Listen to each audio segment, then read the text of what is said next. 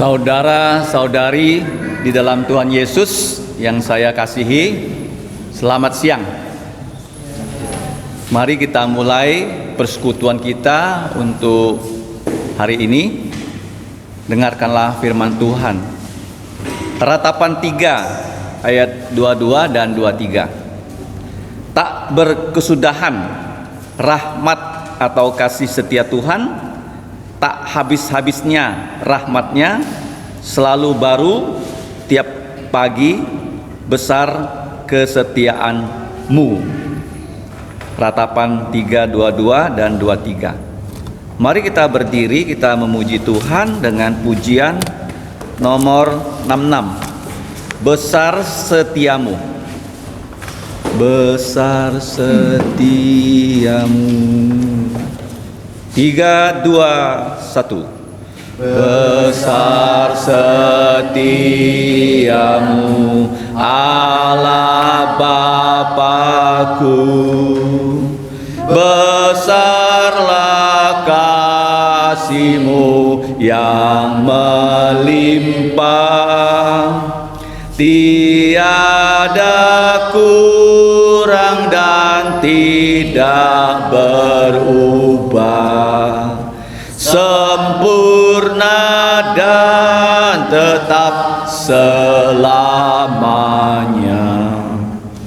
Besar setiamu, besar setiamu, tiap pagi berikan rahmat baru, segala yang ku perlu Kau sediakan. Besar setiamu kepadaku. Musim pun berganti, musim apapun, hari pun berganti, hari baru. Alam semesta dan semua ciptaanmu menyaksikan kasih setiamu. Besar setiamu, besar setiamu, tiap pagi berikan rahmat baru, segala yang ku perlu Kau sediakan. Besar setiamu kepadaku. Pengampunan dosa, beri damai kekal, Kau menghibur dan Kau menuntunku, kekuatan dan pengharapan kelak. Kasih setiamu selamanya.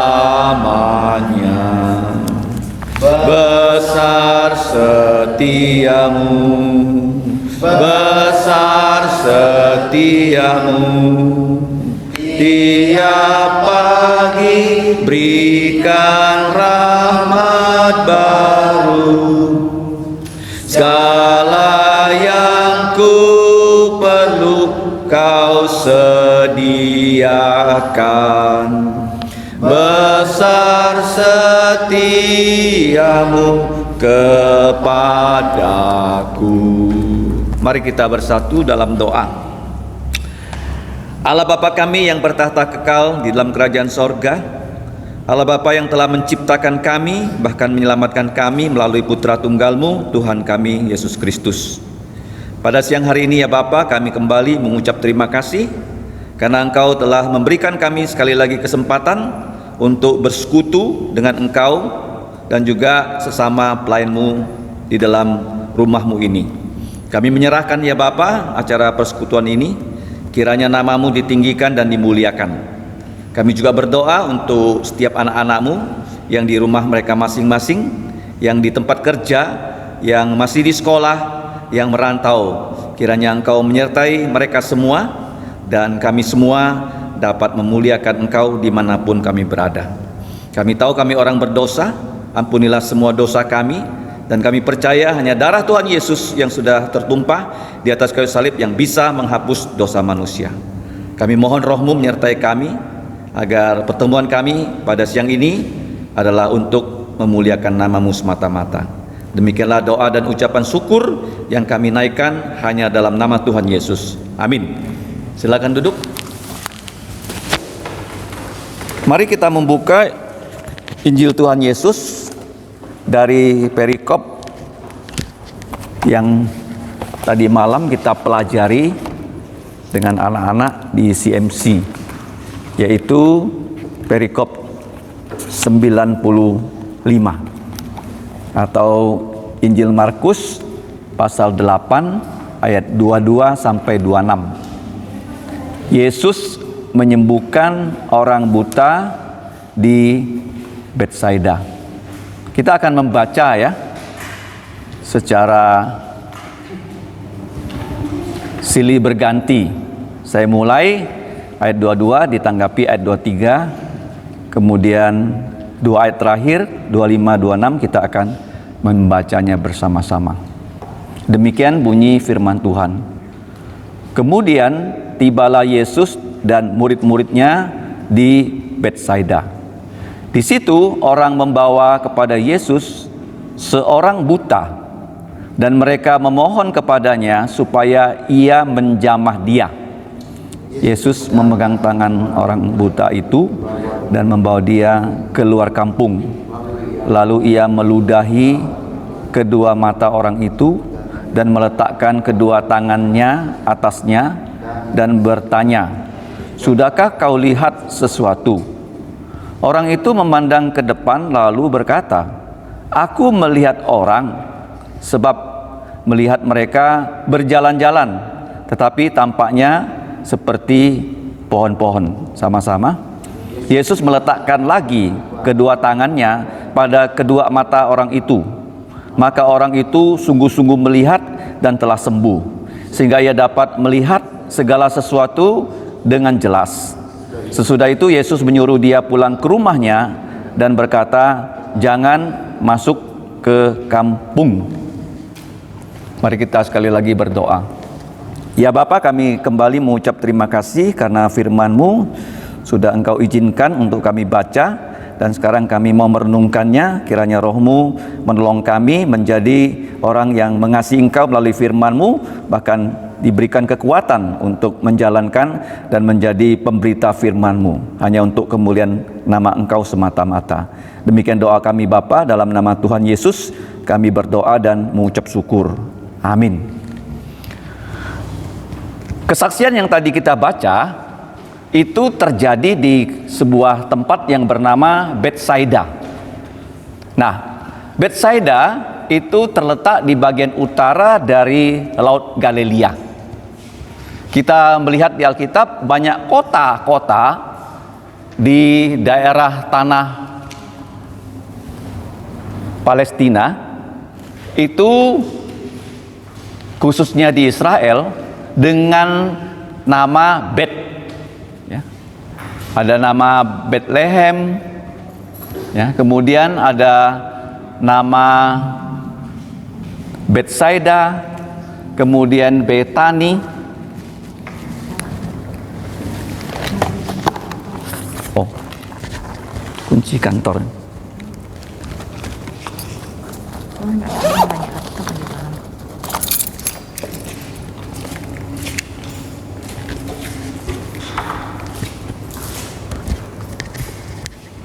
Banyak nama tempat dengan awalan Bet ya. Ada Bethlehem, ada Betani, ada Betsaida. Nah, Bet itu artinya dalam bahasa Ibrani adalah rumah. Rumah. Kalau Bethlehem artinya rumah roti. Kalau Betsaida ini rumah ikan. Rumah ikan. Kita lihat ya, waktu Tuhan Yesus memberi makan 5.000 keluarga, dia menggunakan 5 roti dan 2 ikan. 5 rotinya ingat kota Bethlehem, 2 ikannya ingat kota Betsaida yang terletak di sebelah utara dari Laut Galilea, Danau Galilea, Danau Genesaret, Danau Kineret. Jadi begitu banyak nama dari danau ini yang sangat indah, ataupun Danau Tiberias. Nah, kalau kita lihat di sini, terjadinya di Betsaida. Kemudian tibalah Yesus dan murid-muridnya di Betsaida. Kenapa dikatakan Yesus tiba di Betsaida bersama murid-muridnya? Yesus memiliki 12 murid yang diangkat menjadi rasul. Yesus juga memiliki 70 murid yang belajar dari dia. Nah, dari 12 rasul, ternyata ada 3 murid yang berasal dari Betsaida. Ingat ya, siapa mereka? Petrus, saudaranya Andreas, dan siapa lagi? Filipus. Ingat ya. Jadi mereka bertiga berasal dari kota Betsaida. Jadi mereka menyaksikan peristiwa ini di kampung halamannya. Tetapi kalau kita lihat di sini, mujizat ini dilakukan oleh Yesus sengaja di luar kota Betsaida. Dia tidak memilih melakukan mujizat ini di dalam kota Betsaida.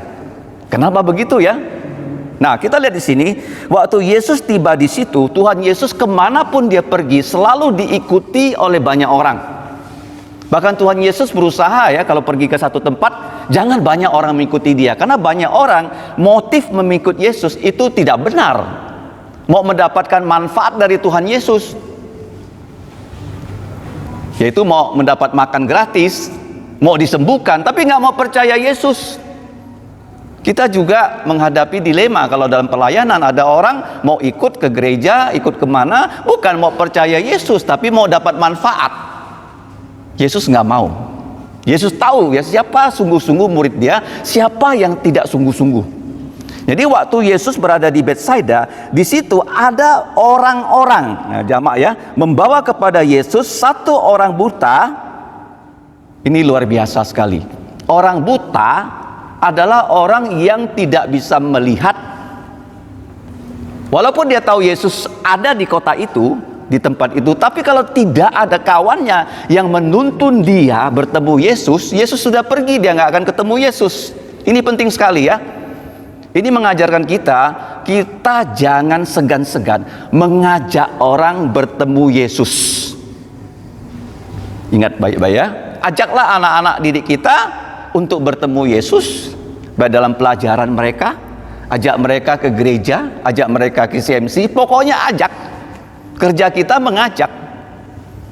Dan kita lihat di sini Yesus berkenan loh ditemui oleh si buta yang diajak oleh kawan-kawannya, dan semua mereka ini tidak disebutkan siapa nama-nama mereka. Intinya begini loh, kalau kita berbuat baik, kita nggak perlu ya nama kita dikenal orang. Asal Yesus tahu siapa mereka dan si buta ini siapa. Ada catatannya di dalam buku catatannya Tuhan. Nah, kita lihat di sini, waktu orang buta itu datang kepada Yesus, dan mereka ini yang memohon loh, bukan orang buta loh. Jadi orang yang berkawan dengan orang buta ini punya belas kasihan. Ini yang penting juga untuk kita miliki loh, sebagai pelayan Tuhan harus punya belas kasihan, dan kita harus tersentuh ya oleh kebutuhan orang yang memerlukan pertolongan. Kita menjadi orang yang sensitif. Jadi Yesus mau menolong orang itu, tapi pertolongan Yesus kepada orang buta itu melalui kawan-kawannya. Jadi ternyata bukan orang buta ini yang memohon, tapi kawan-kawannya minta pada Yesus. Tetapi di sini ada satu hal yang perlu kita catat. Mereka meminta pada Yesus dengan sangat spesifik. Yang mereka minta sama Yesus apa? Yesus, kami mohon kepada Engkau menjamah dia. Pegang matanya dan dia akan sembuh. Kadang-kadang kita dengan Tuhan ya, kita berdoa, Tuhan, saya mau ini, lakukan ini untuk saya. Kita perintahkan dia loh. Ya kan? Betul nggak? Saya maunya ini. Tolong lakukan dengan cara ini Tuhan. Mereka nggak begitu. Sembuhkan orang buta ini. Tapi dengan cara pegang mata dia. Yesus itu bos kita loh. Dia bukan pelayan kita yang bisa kita suruh-suruh. Kita hanya boleh mohon. Nah, Tuhan Yesus kasihani dia, sembuhkan mata dia. Karena begini loh, menyembuhkan mata orang buta itu satu mujizat yang harus Yesus lakukan sebagai Mesias yang dijanjikan. Nah, pada zaman itu banyak penyakit, termasuk penyakit buta. Dan kalau kita periksa di sini, kemungkinan orang buta ini bukan buta sejak dia lahir loh, bukan. Karena dia bisa nanti mengatakan orang itu berjalan seperti pohon. Berarti dia tahu orang, dia tahu pohon. Sebelumnya dia tidak buta. Kemungkinan begitu. Ya, ada orang lahir buta. Kalau kamu baca di Injil Yohanes, sejak lahir buta. Dan orang yang buta, orang yang sakit oleh orang Israel, teologianya adalah karena dia terkutuk. Kalau kamu miskin, kalau kamu sakit, kalau kamu cacat, kamu pasti dihukum Tuhan seperti Ayub. Memang ya ada orang sakit karena Tuhan hajar dia, ada juga. Ngerti ya? Jadi kalau kamu sakit, kamu harus periksa diri. Kenapa kamu sakit? Apa karena ada dosa? Tuhan menghajar kamu supaya kamu bertobat? Atau Tuhan menggunakan penyakit itu untuk kemuliaannya, seperti Ayub. Ayub bukan karena dia berdosa loh, tapi karena dia setia, dia dihajar oleh iblis dan Tuhan izinkan. Jadi kita harus memeriksa diri. Jadi waktu orang ini sakit, orang Israel itu selalu bertanya, dia yang berdosa atau bapak ibunya yang berdosa kalau dia lahir buta. Di Injil Yohanes, Yesus bilang bukan dia yang berdosa, bukan bapak ibunya yang berdosa, tetapi kemuliaan Allah harus dinyatakan melalui orang itu. Di sini tidak disebutkan kenapa orang ini jadi buta. Tetapi menurut teologia, orang Yahudi tidak punya anak miskin, buta, itu kemungkinan besar dihukum oleh Tuhan. Nah, jadi waktu orang buta ini dibawa kawan-kawannya bertemu Yesus, Yesus diminta tolong, tetapi pertolongan Tuhan Yesus itu sesuai dengan kehendaknya. Tadi mereka minta Yesus menjamah orang buta ini, tapi saya tadi katakan bahwa di dalam perjanjian lama itu ditulis berkali-kali dalam kitab Nabi Yesaya, di dalam Mazmur, bahwa kalau Mesias itu datang di tengah-tengah orang Israel, orang buta akan disembuhkannya. Jadi ini mujizat yang spektakuler. Nah, kalau kita membaca Alkitab, kenapa kamu percaya Alkitab? Kenapa kamu percaya Injil Tuhan Yesus? Yang pertama, ini firman Tuhan. Tuhan berbicara.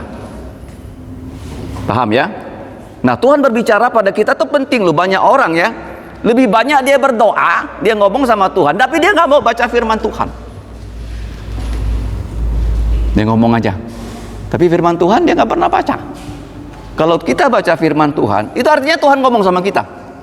Ngerti? Ya kan? Nah, kita harus membaca firman Tuhan seimbang dengan kita berdoa. Ya, jangan hanya berdoa nggak pernah belajar firman. Makanya penting kita mengajar firman pada anak-anak supaya mereka cinta Tuhan lewat firman-Nya. Itu penting sekali ya. Dan keluarga kita cinta Tuhan lewat firman-Nya. Dan gereja ini juga cinta Tuhan lewat firman-Nya. Makanya ada pelayanan di gereja ini, di sekolah ini kita perlu banyak guru, bukan ngajar tematik saja. Tapi kalian harus belajar firman dan mengajar firman. Belajar firman dan mengajar firman. Nah, kalau di sini kalau kita lihat ya, guru-guru yang senior seperti saudara Endi, ya kan? Dia sudah senior sekali. Dia mengajar banyak anak dalam bidang ilmunya. Tapi sekarang jangan lupa kita orang Kristen harus belajar firman dan mengajar firman.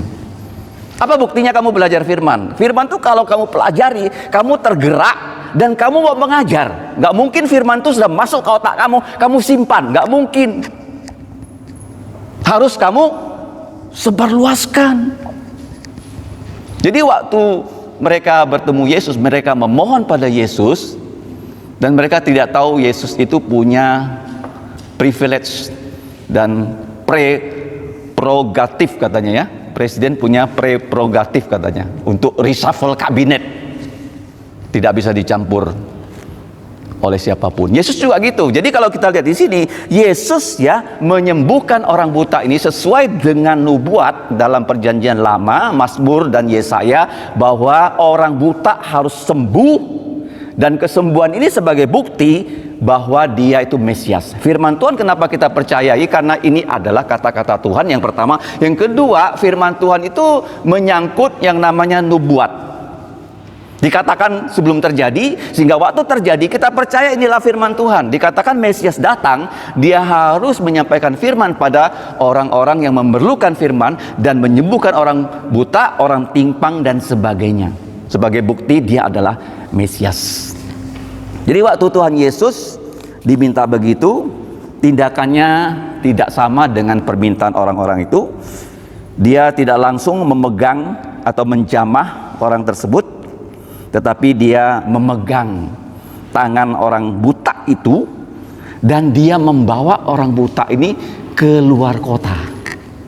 Ya, seperti kalau di kelas ada keributan kan, guru membawa anak itu tidak diadili di kelas, sehingga kawan-kawannya nggak tahu pengadilan yang terjadi pada anak itu seperti apa pelaksanaannya. Dia bawa dia ke tempat yang tidak ada orang, baru di situ diselidiki dan sebagainya.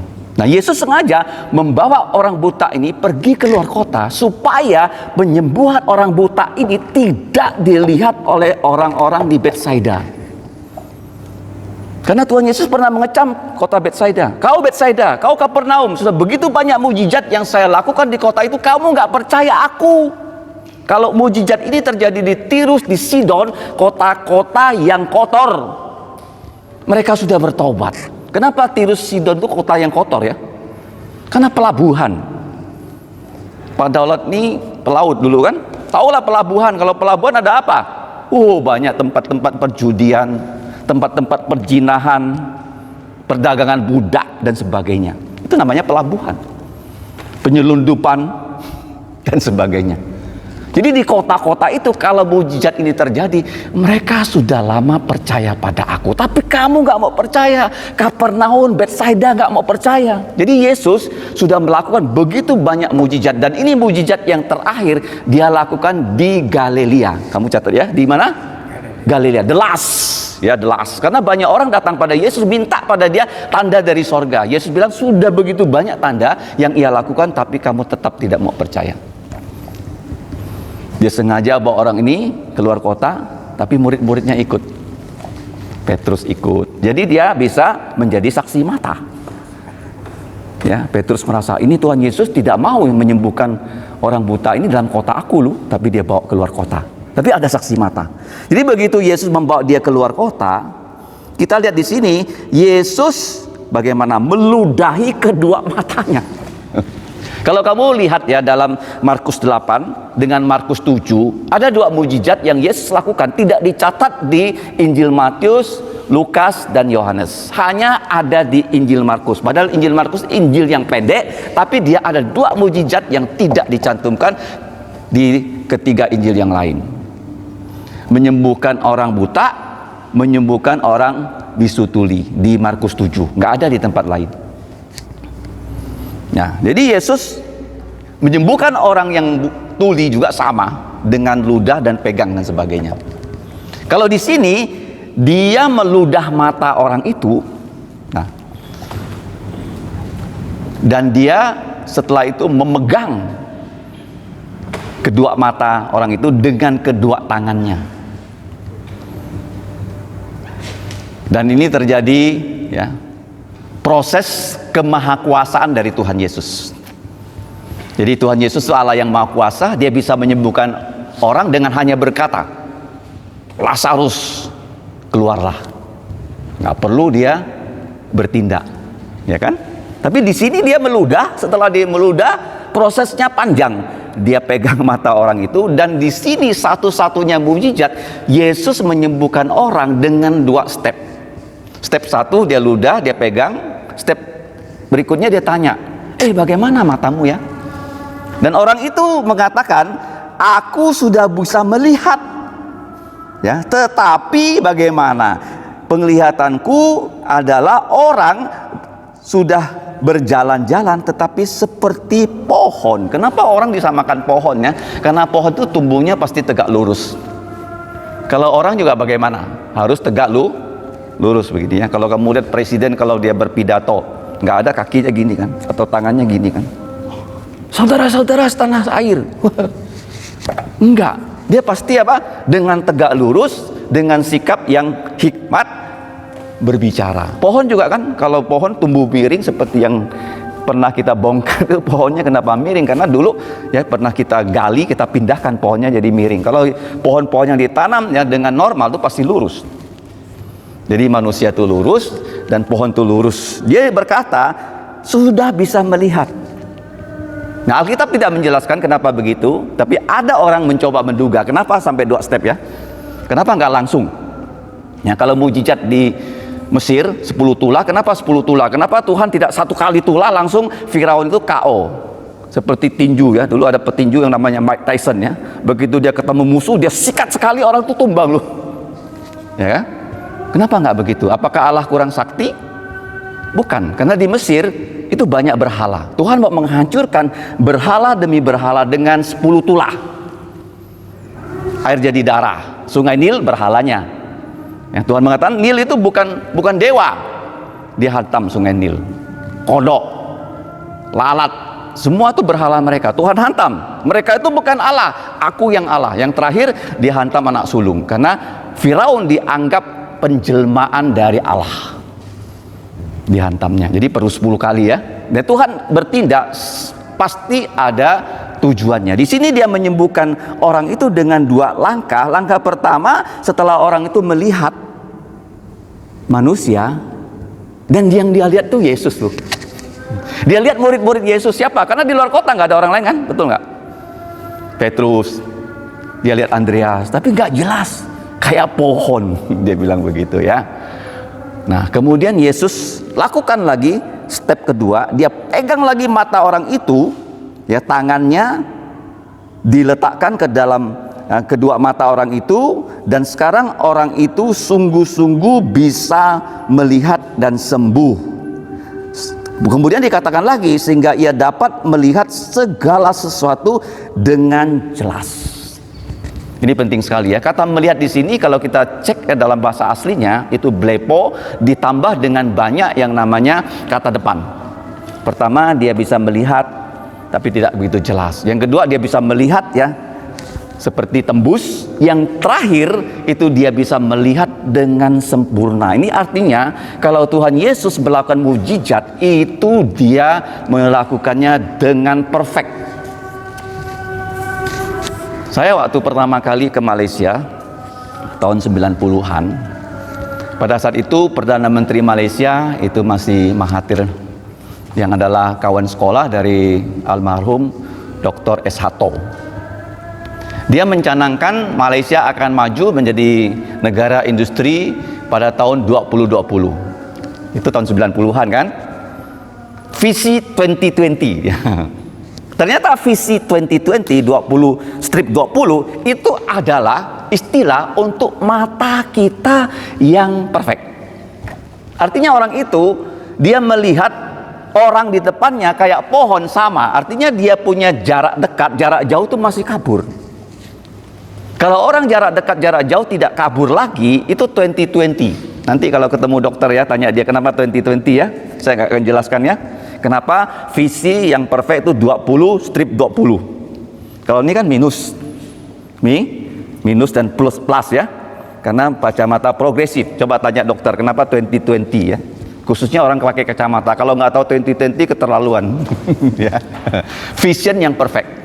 Ya, Mahathir pernah menggunakan itu. Ternyata Malaysia 2020 belum jadi negara maju. Ya, kalau kita kan Indonesia berharap menjadi negara maju 2045. Ya kan? Nah, jadi orang itu setelah Yesus sembuhkan, matanya jadi sempurna. Ya, mata ini penting ya. Kalau kita masih punya mata yang baik, ya, jangan tidak menggunakan matamu untuk membaca firman. Ingat ya, harus ya. Kalau kamu bisa baca firman, dulu bahasa Indonesia, sekarang coba baca bahasa Inggris. Coba baca bahasa Mandarin. Nanti kalau masuk sekolah Alkitab, coba baca bahasa Ibrani Yunani tiap hari. Pasti rasanya lain. Rasanya apa? Oh, lain. Jangan hanya kamu terikat dengan bahasa Indonesia. Pasti bisa. Bahasa itu ya, kalau kita mau pelajari lama-lama bisa. Nggak ada istilah nggak bisa. Pasti bisa. Ya. Jadi kita lihat di sini, waktu dia sudah sembuh dengan sempurna, itu tidak seperti sekarang ya gereja karismatik. Siapa yang mau sembuh silakan datang kebaktian penyembuhan ilahi. Terus dikatakan kamu sembuh, tapi yang sembuh apa? Mata kirinya, mata kanannya harus dioperasi di dokter. Nggak begitu. Jadi mujizat Yesus itu betul-betul menyembuhkan orang itu 100%. Nah, sehingga orang yang Yesus sembuhkan itu tidak seperti yang sekarang, mujizat-mujizat palsu yang diakui mujizat oleh orang-orang karismatik. Nah, kalau mereka bisa melakukan mujizat, pergi aja ke rumah sakit kan? Betul nggak? Banyak orang lumpuh di situ, orang buta, sembuhkan mereka di situ. Kalau betul-betul ada mujizat. Sekarang yang ada tuh mujizat palsu. Tuhan kalau sekarang melakukan mujizat, dia nggak perlu pakai manusia loh sebagai apa? Sebagai orang yang punya karunia mujizat. Nggak ada tuh pendeta punya karunia mujizat, itu bohong tuh. Tapi kita bisa berdoa untuk orang yang sakit kanker dan Tuhan sembuhkan dia, bisa. Ya, hanya para rasul yang punya karunia melakukan mujizat. Petrus punya. Orang lumpuh dia suruh jalan. Orang mati Petrus bisa bangkitkan, namanya Dorcas. Bisa karena mereka rasul untuk menulis perjanjian baru. Kalau kita sekarang pelayan Tuhan, nggak ada lagi karunia melakukan mujizat. Yang masih ada karunia kita mengabarkan Injil dan berkhotbah dan melayani, itu ada. Nah, jadi kita bersyukur bahwa setelah dia sembuh, Yesus punya misi, suruh dia pulang, jangan balik ke Betsaida. Lihat baik-baik kan? Kalau sekarang kan orang mau cari terkenal, bukan? Ya, ada sedikit-dikit post. Ya, istri saya tunjukkan pada saya Facebook dari seorang tua yang pernah dulu bergereja di sini. Umurnya udah tua loh, tapi dia aktif di Facebook loh. Ke Singkawang, dia foto ini, post gitu loh. Tapi sekarang dia nggak di gereja ini lagi. Apa sih maksudnya itu? Ngepost terus. Ya kan? Tujuannya apa? Manusia mau terkenal. Tapi Yesus di sini, dia sengaja dia tidak izinkan orang itu masuk kota. Kalau orang yang sebelumnya dalam Markus 7 disembuhkan Yesus dari dari bisu dan tuli, dia masuk kota dan dia umumkan loh. Kalau ini dia turut kata-kata Yesus. Tidak masuk kota, tapi pulang ke rumah. Pulang apa? Ke rumah. Artinya begini, dia mau jadi saksi untuk rumahnya. Ya, dia ingin jadi saksi untuk rumahnya. Dia ikut kata-kata Yesus sehingga nanti ya peristiwa ini dicatat oleh Petrus melalui Markus dan menjadi kesaksian dari gereja. Karena Yesus ya menyembuhkan orang dengan berbagai cara. Ada perempuan menyentuh ujung jubah Yesus dan sembuh. Ada orang yang disuruh pergi saja, kusta kamu pergi, berikan persembahan, di tengah jalan mereka sembuh. Jadi Yesus tuh ya melakukan pekerjaannya sesuai dengan kehendaknya yang tidak kita dapat prediksi. Seperti pelayanan kita, ya, kita tidak bisa prediksi, tetapi yakin kalau kita melakukan semua seturut dengan firman Tuhan, Allah bekerja dengan caranya. Setelah terjadi baru kita tahu, oh ini caranya Tuhan, dan kita perlu bersyukur pada Tuhan. Dan memang banyak ya peristiwa yang terjadi kita tidak pernah doakan dan kita tidak pernah berharap. Ya, contohnya kan ini. Nah, di sini gereja sudah punya kendaraan baru. Tadi ada satu anak lihat mobilnya baru, dia tanya sama saya, itu mobilnya siapa Pak? Saya bilang ini mobilnya Tuhan Yesus. Mobilnya siapa? Tuhan Yesus. Nggak ada kita bayangkan nih beberapa bulan yang lalu kita akan punya mobil ini. Nggak ada. Tapi Tuhan memberikan pada kita. Asal kita mau terus ya melayaninya. Ya, jangan sampai kita ada masalah terus ngomel sama Tuhan. Selalu Tuhan kalau dia menutup satu pintu, dia buka pintu yang lain. Selama kita mau melakukan pekerjaannya. Jadi orang buta ini melakukan yang Tuhan Yesus bilang, tidak masuk ke kota Betsaida, tapi dia pulang ke rumahnya.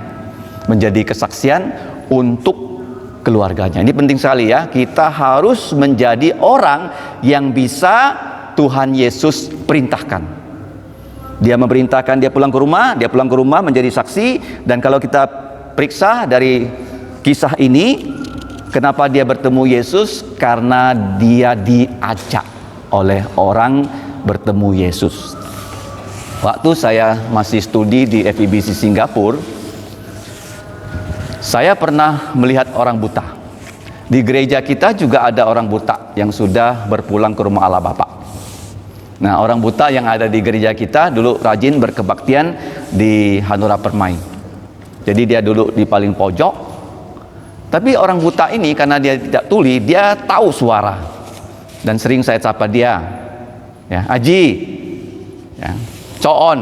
Nah, dia tahu siapa yang nyapa dia loh. Dia tahu loh, walaupun matanya nggak lihat loh. Ya. Kemudian orang buta yang walaupun ya tidak bisa melihat warna, tidak bisa melihat cahaya, tapi telinganya bisa mendengar. Dan kita melihat orang buta itu hidupnya kasihan sekali loh. Ini buta jasmani loh. Saya pernah melihat di Singapura. Singapura itu punya infrastruktur yang bagus. Dan waktu saya mau masuk ke kereta api di bawah tanah, saya lihat orang buta. Dia berjalan dari jalan raya masuk ke MRT. Dia hanya pegang tongkat, tuk tuk tuk tuk tuk tuk tuk tuk. Saya amati kenapa dia dengan tongkatnya gini-gini. Rupanya di Singapura saking bagusnya dia punya tanda untuk orang buta. Ada dibikin tanda. Jadi orang buta itu waktu dia jalan masuk ke dalam MRT, sebenarnya saya mau tolong dia, tuntun dia loh. Tapi saya lihat ada tanda, saya ikut belakang dia. Lihat betul nggak dia bisa sampai di pintu depan kereta api. Betul loh. Jadi dia hanya pakai tongkat. Perjalanan jauh sekali loh dan masuk ke dalam MRT. Ini orang buta. Ya. Nah, sekarang kita lihat orang buta ini diajak oleh kawannya supaya bertemu Yesus. Nah, sekarang kita sebagai guru, Tuhan Yesus ingin tahu loh, kamu sudah ngajak berapa anak bertemu dengan dia. Anak-anak tuh kalau nggak kamu ajak, dia nggak pernah ketemu Yesus. Tapi kalau kamu ajak, dia ketemu Yesus, dia ditolong Yesus, dan dia diselamatkan. Ini yang Yesus mau tahu loh. Bukan nanti kamu bangga, oh kamu jadi guru tuh, mantan muridku sudah profesor. Enggak. Itu memang prestasi dunia, tapi prestasi yang dinilai di mata Allah, betul nggak anak yang kamu didik itu sudah terima Yesus, sudah ditolong Yesus, dan sudah percaya Yesus. Itulah. Dan orang buta ini setelah dia sembuh, dia merasa berterima kasih pada kawan-kawannya yang hanya bisa mengajak. Mengajak orang tuh kita hanya perlu buka mulut, kirim WA. Sederhana kan? Ayo ke gereja, ayo percaya Yesus. Sederhana sekali. Nah, kalau kita lihat pekerjaan yang kecil ini, Tuhan Yesus bisa berkati. Nah, tadi yang kita nyanyikan, pujian besar setiamu, itu ditulis oleh satu orang yang bernama Thomas Chisholm. Thomas Chisholm ini melakukan begitu banyak pekerjaan tapi sering gagal. Bekerja A gagal, bekerja B gagal, C gagal terus loh. Tapi dia orang yang sudah percaya Yesus, akhirnya dia ambil kertas, dia ambil pen, dan dia tulis lagu ini, besar setiamu. Walaupun aku sering gagal Tuhan, tapi engkau tetap besar setianya. Jadi kalau kamu lihat lagu ini, kamu nggak percaya lagu ini ditulis oleh orang yang gagal. Karena lagu ini dinyanyikan oleh jutaan orang percaya loh. Great is thy faithfulness. Walaupun kita sering gagal di tempat-tempat yang lain, tapi kalau kita mau melakukan satu hal yang sederhana untuk Tuhan, dia bisa berkati dengan luar biasa. Seperti Thomas Chisholm. Gagal demi gagal, tapi dia bertekad untuk memuliakan Tuhan, dia ambil kertas, dia tulis lagu ini. Saya rasa lagu ini syairnya sangat indah, indah. Jadi kita jangan ya tidak mengajak orang untuk bertemu Yesus, walaupun sebelumnya gagal, tapi Tuhan Yesus akan pakai niat kita yang baik untuk diberkati, seperti banyak kawan yang mengajak orang buta, seperti Thomas Grissom yang menulis pujian Besar Setiamu dari kitab Ratapan 3:22 dan 23. Nah, sekarang yang terakhir. Ini hanya bisa dugaan ya, bukan suatu dogmatik ya. Kenapa Tuhan Yesus menyembuhkan orang ini dengan 2 langkah? Kemungkinan besar waktu kita percaya Yesus, itu pandangan kita itu masih samar-samar. Masih samar-samar ya. Walaupun kamu sudah percaya Yesus, menjadi orang Kristen, tapi kamu tidak belajar Alkitab dengan benar, kamu tidak praktek dengan benar, pandangan kamu tuh masih rabun. Gampang sesatkan oleh orang yang tidak kenal firman. Dulu ya, saya lihat gereja-gereja tradisional, mereka kenapa ikut cara-cara gereja karismatik? Karena mereka melihat gereja karismatik besar, sehingga him-him yang dinyanyikan di gereja ini kemudian tidak dipakai lagi, diganti dengan lagu-lagu dari gereja-gereja karismatik yang lagunya pendek-pendek dan sebagainya. Mereka ingin ya, kalau mereka berbuat seperti itu gerejanya menjadi maju. Enggak. Ternyata kenapa gereja bisa maju? Kalau kita pergi mengabarkan Injil, gerejanya maju. Dan kalau kita di gereja belajar firman dan melakukan firman, itu bukan ya mengimpor cara-cara yang nggak karu-karuan. Makanya kalau kamu melihat gereja sekarang menjadi seperti tempat hiburan, tempat panggung. Ada lampunya, ada bandnya, ada artisnya, ya kan? Kalau nggak ada itu, orang nggak merasa ke gereja loh sekarang loh. Itu bahaya sekali loh. Itu tidak pernah terjadi, hanya terjadi di zaman modern. Zaman apa? Modern. Ya. Inti ya dari kekristenan adalah firman Tuhan. Ya, dan kalau kita lihat orang ini disembuhkan Yesus dengan 2 step. Itu artinya kita bisa saja sudah percaya Yesus, tapi kita masih blur, masih samar-samar, nggak tahu. Hanya dengan belajar firman Tuhan dengan baik dari guru yang baik, kamu bisa menjadi jelas. Nah, sekarang boleh dikatakan kita ini sudah jelas sekali bagaimana melayani di gereja. Ya, kenapa gereja nggak ada pohon Natalnya? Ya kan? Kenapa gereja kalau Imlek nggak pasang lampion? Ya kan? Ini kan rumahnya rumah Tuhan. Bukan kita pikir apa, terus kita hajar apa. Ini bukan rumah kita loh. Nggak boleh sembarangan. Jadi kita harus memeriksa diri. Yesus mau gerejanya seperti apa? Ya, jangan kita jadi orang yang blur, nggak jelas. Ya, kacamata ini kalau dibuka, pandangannya nggak jelas. Yesus mau kasih kita pandangan yang jelas. Dan gimana pandangan bisa jelas? Kalau kita sudah ngerti firman, mengerti firman Tuhan. Dan kita berharap ya, setelah kita punya kesempatan belajar firman Tuhan, kita menjadi semakin hari semakin jelas. Karena firman Tuhan ini nggak akan selesai kita pelajari. Ya, walaupun sudah 10 tahun, 20 tahun, ya, firman Tuhan tidak akan selesai dipelajari. Dan saya berharap ya kita masing-masing ya dengan persekutuan kita semakin ya berminat ya mempelajari firman Tuhan. Dan Tuhan Yesus ya melakukan mujizat ini terakhir. Dan setelah itu kalau kita lihat ya, Yesus dari Galilea dia berjalan ke Yerusalem untuk disalibkan. Gak ada lagi dia melakukan mujizat di Galilea. Ini adalah terakhir kali. Dan dia sengaja tidak mau melakukannya dalam kota, dia lakukan di luar kota. Ya, supaya orang ya tidak lagi bagaimana punya kesempatan ya melihat mujizat itu. Dan sudah cukup ya, karena di Betsaida ini juga ya Tuhan Yesus ya di daerah yang dekat pernah memberi makan 5.000 orang. Dan orang Betsaida itu sudah mengalami banyak mujizat dari Tuhan Yesus. Tapi berapa banyakkah mereka yang percaya Yesus? Dan Tuhan Yesus mengatakan tidak banyak, karena dia mengecam kota itu. Mari kita berdoa. Bapa kami di surga, kami mengucap syukur karena kami telah diberi kesempatan bersekutu di siang hari ini. Kami menyerahkan ya Bapa untuk pelayanan sekolah ini ke dalam pimpinan Engkau, agar sekolah ini bisa Engkau pakai untuk memuliakan nama Engkau, di mana anak-anak bisa belajar firman dan mereka bisa mengenal Engkau melalui Tuhan Yesus Kristus. Kiranya Engkau juga menolong semua pelayan di sini, baik yang bekerja dalam kelas, yang di luar kelas. Kiranya kami semua menjadi alat-alat yang berguna untuk memuliakan nama Engkau. Kami serahkan persekutuan ini ke dalam pimpinan-Mu ya Bapa. Sebentar lagi kami akan berdoa. Kiranya Engkau menolong kami dan menuntun kami. Dalam nama Tuhan Yesus kami mengucap syukur dan berdoa. Amin. Ya, kita akan berdoa mulai dari Pak Daulat ya. Pokok doanya apa, Pak? Jadi pokok doa saya itu kesehatan saya dan istri dan anak-anak cucu-cucu. Itu perlu.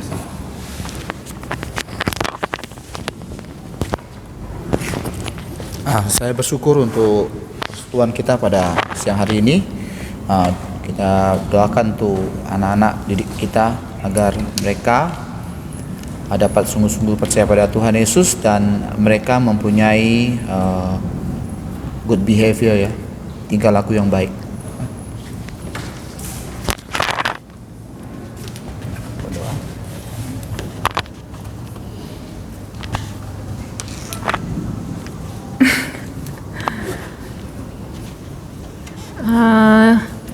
Saya hanya ingin doakan gimana nanti selanjutnya.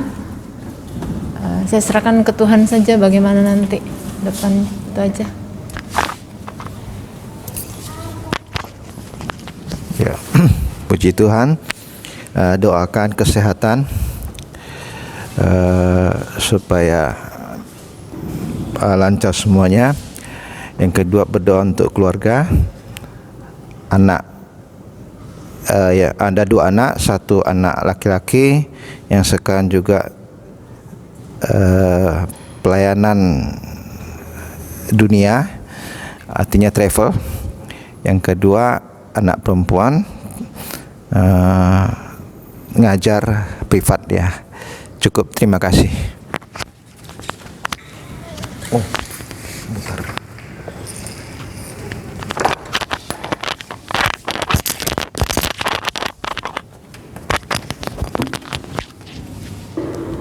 Saya juga mengucap syukur bisa ikut persekutuan hari ini.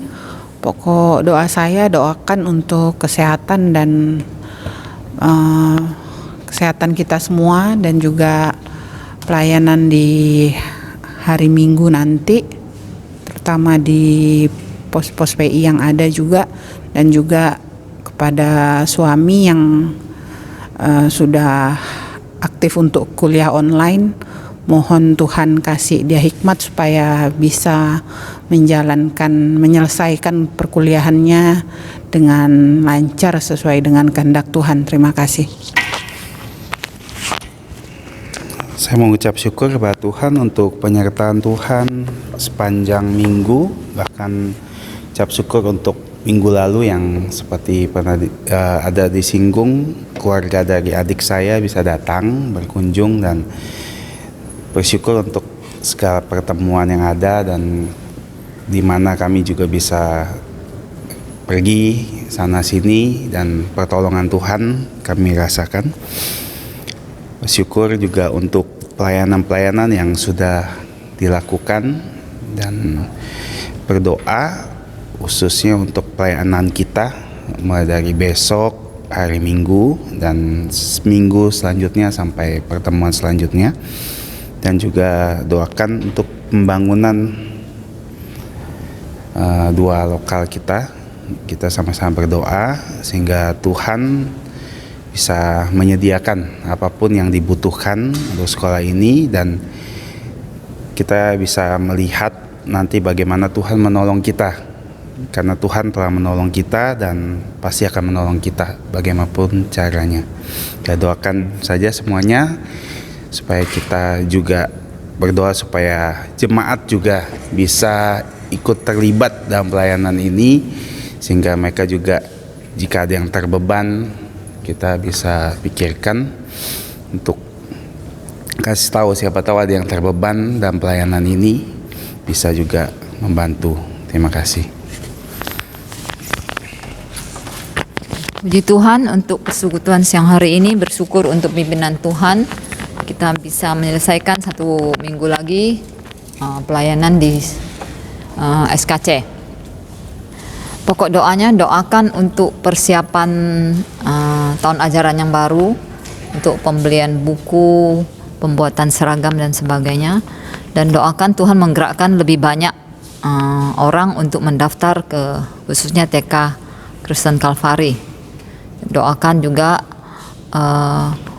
persiapan ya, maksudnya pembuatan kelas untuk SD, 2 kelas baru, kelas sementara. Ya, itu aja. Saya mengucap syukur untuk penyertaan Tuhan. Mengucap syukur juga untuk Tuhan karena memimpin kita semua dalam minggu ini. Juga doakan untuk anak-anak yang susah dalam belajar, kiranya Tuhan menolong, dan juga kiranya Tuhan memberikan hikmat dan kesabaran bagi guru-guru yang mengajar. Doakan juga kesehatan kita semua.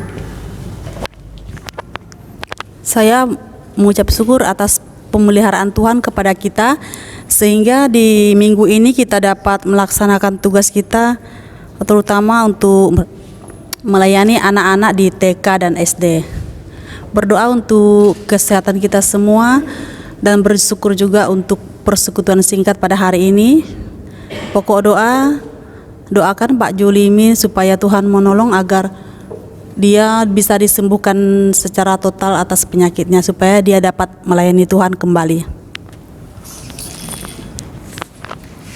Bersyukur untuk penyertaan Tuhan 1 minggu ini.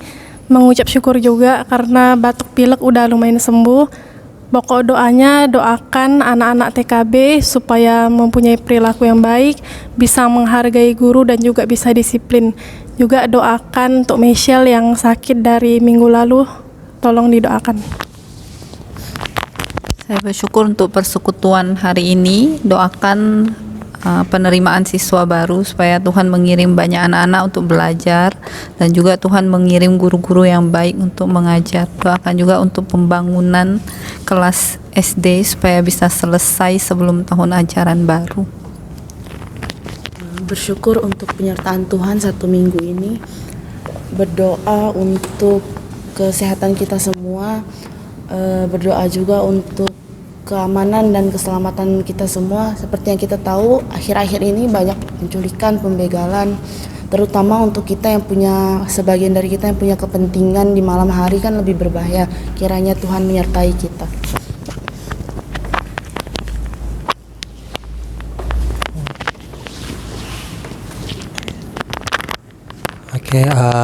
Bersyukur dalam minggu ini kita bisa mengajar dengan baik dan bisa mengikuti persekutuan dengan baik. Berdoa untuk kiranya guru-guru yang ada di sini bisa diberikan hikmat untuk kesabaran dalam mengajar anak-anak, baik dari segi kognitif, baik dari segi sikap tingkah laku, dan juga mengikut Tuhan. Terima kasih. Bersyukur buat penyertaan Tuhan 1 minggu ini. Saya juga bersyukur untuk persekutuan pada hari ini dan proses wisuda saya yang juga berjalan dengan lancar di minggu lalu. Mau berdoa untuk kita semua yang melayani, Tuhan berikan hikmat, kesabaran dalam mendidik anak-anak, dan juga untuk anak-anak kiranya Tuhan yang tolong berikan hikmat supaya mereka boleh menjadi anak yang takut akan Tuhan.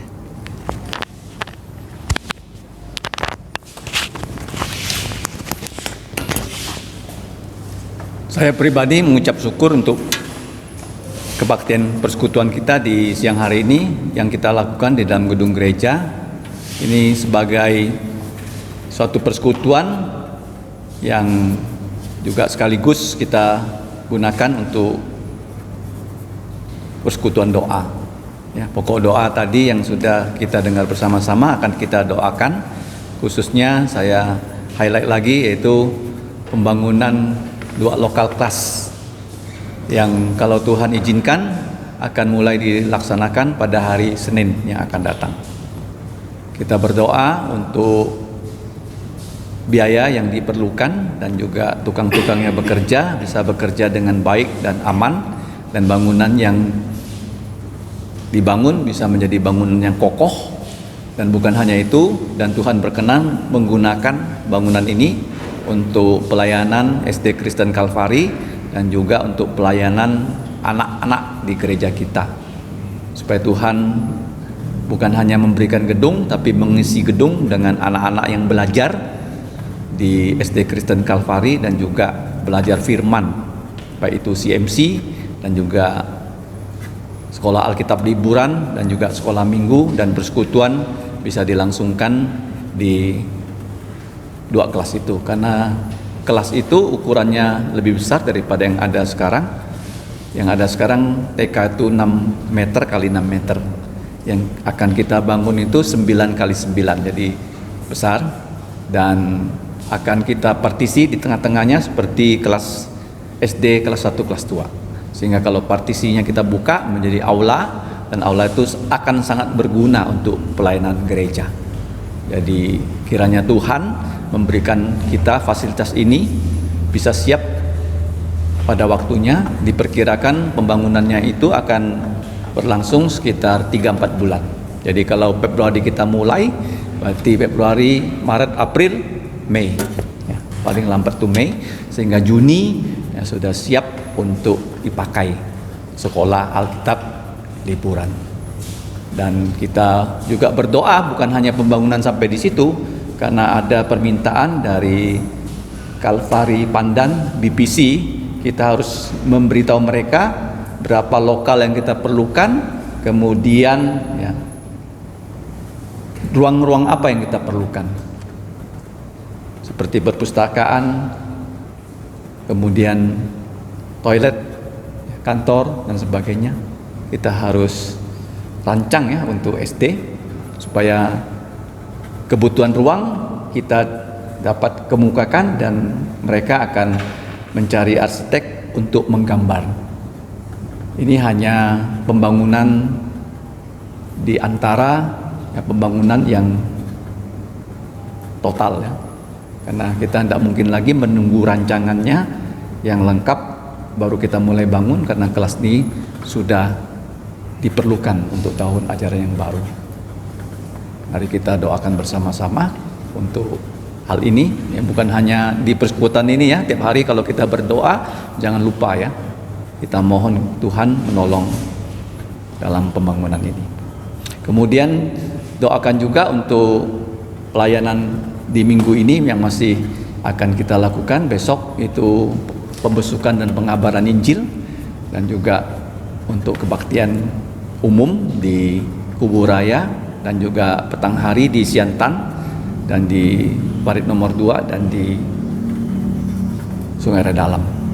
Dan ada yang satu yang belum sempat dikemukakan adalah kita bersyukur karena kemarin untuk pertama kali kursus bahasa Inggris itu digabung dengan CMC, dan banyak yang datang. Kiranya Tuhan menolong ya, anak-anak yang datang belajar bahasa Inggris semuanya bisa percaya Tuhan Yesus sebagai Tuhan Juru Selamat pribadi mereka ya. Dan untuk pertama kali juga kita tidak menyiapkan penjemputan, mereka datang sendiri, pulang sendiri. Jadi kita bersyukur, dan doakan juga bukan hanya kursus bahasa Inggris, nanti kalau sekolah kita sudah banyak guru bahasa Mandarin, kita juga bisa buka kursus bahasa Mandarin ya, sekaligus mengajar firman dalam bahasa Mandarin, sehingga lebih banyak orang-orang yang tidak kenal Tuhan Yesus bisa ya kita ajak bertemu dengan Tuhan Yesus seperti firman Tuhan yang tadi kita pelajari bersama. Mari kita buka suara, berdoa, dan juga jangan lupa doa ucapan syukur untuk makan siang kita, dan kita akan tutup dengan doa Bapa kami. Mari kita berdoa. Bapa kami yang di surga, Bapa dari Tuhan kami Yesus Kristus, kami mengucap syukur untuk Tuhan Yesus yang sudah menjadi penyelamat kami. Kami juga mengucap syukur, ya Bapa, Engkau memanggil kami, bukan hanya Engkau angkat melalui putramu menjadi anak-anakmu, tapi Engkau juga mengangkat kami, menjadikan kami sebagai pengajar, baik dalam mata pelajaran maupun dalam firman-Mu. Ya Bapa, kami mengucap syukur juga untuk support ministry yang dilakukan oleh beberapa saudara kami di luar kelas. Mereka juga Engkau pakai untuk melayani Engkau di kompleks ini. Kami menyerahkan keluarga dari saudara Daulat, dia, istrinya, cucunya, Engkau pelihara, berikan mereka yang sudah berusia lanjut yaitu kesehatan. Kami juga mengucap syukur untuk guru-guru yang sudah melayani Engkau dengan setia, yaitu PI Rudi, PI Jakaria, dan juga untuk istri hambamu PI Elizabeth, dan juga Magdalena, Seling, Mawar, Derin, dan juga untuk Tia, dan juga bahkan untuk guru yaitu Tulus. Kami serahkan mereka ke dalam pimpinan Engkau.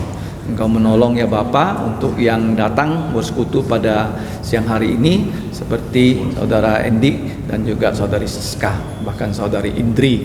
Engkau juga memimpin mereka, keluarga mereka, anak mereka yang bekerja, Engkau menuntun. Khususnya kami mau menyerahkan untuk pendidikan dari saudara Jakaria, Engkau menolong bisa selesaikan dengan baik.